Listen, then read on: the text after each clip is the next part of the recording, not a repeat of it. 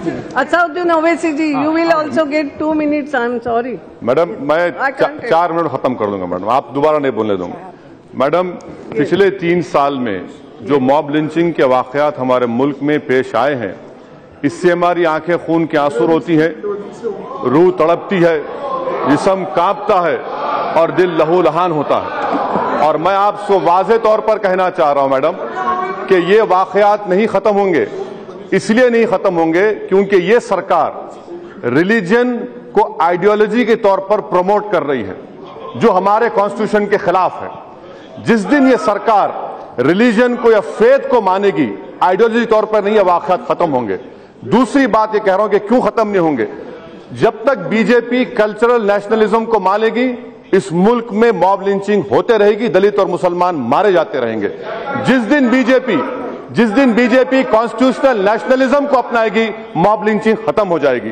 तीसरी बात मैडम, यह सरकार अपने कॉन्स्टिट्यूशनल ड्यूटी में सरासर नाकाम साबित हुई है। ये किसी की भी जान बचाने में नाकाम साबित हुई है। इन्हीं के कर्नाटक में लोग मारे गए, केरल में मारे जा रहे हैं, और फिर पूरे मुल्क में इन्हीं की रियासतों में जहां पर ये इख्तिदार पर है, मुसलमानों और दलितों को टारगेटेड किलिंग हो रही है। चौथी बात यह है मैडम, जो मैं आपके सामने रखना चाह रहा हूं, अभी अलीगढ़ रेलवे स्टेशन पर एक नजमुल हसन नामी शख्स, इंजीनियर है, रेलवे पुलिस ने क्यों पकड़ा उसको?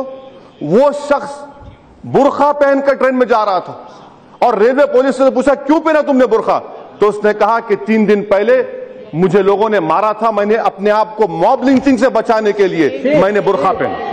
ये अखबारात में आया है। ये आप इसकी जिम्मेदार है या नहीं, बता दीजिए आप मैडम। और 2 बात मैडम, जिसको खत्म कर दूंगा मैडम, मैं आपके सामने अर्ज करना चाह रहा हूं कि क्या सरकार काउ प्रोटेक्शन को, क्या ये हिंदू रिलीजन का एसेंशियल प्रैक्टिस है? जिस तरह सिखों में 5 ककर है, मुसलमानों में रोजा, रमजान, दाढ़ी है। अगर ये डिसाइड करें cow protection is an essential part of Hinduism, आप नहीं कर सकते तो सुप्रीम कोर्ट को दीजिए, तय करिए। आप एडवाइस चाहते, मैं सजेशन दे रहा हूं मैडम। और एक आखिरी बात मैं कहना चाह रहा हूं मैडम, हमारे प्रधानमंत्री, हमारे वजीर आजम इजराइल को गए, मुझे बड़ी खुशी हुई कि वजीर आजम ने एक यतीम बच्चे को अपने करीब बुलाया, उस पर रहम किया, उस पर दस्ते शफकत रखा।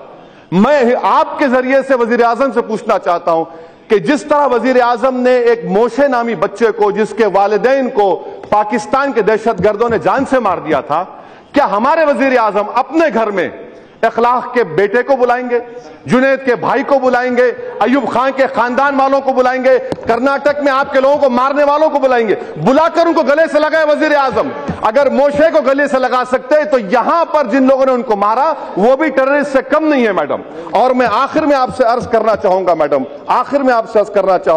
कि जुनैद के वाकये में FIR में लिखा गया कि उसको क्यों चाकू मारा गया, कि तू गाय का मांस खाने वाला, इस पर चाकू मारा गया।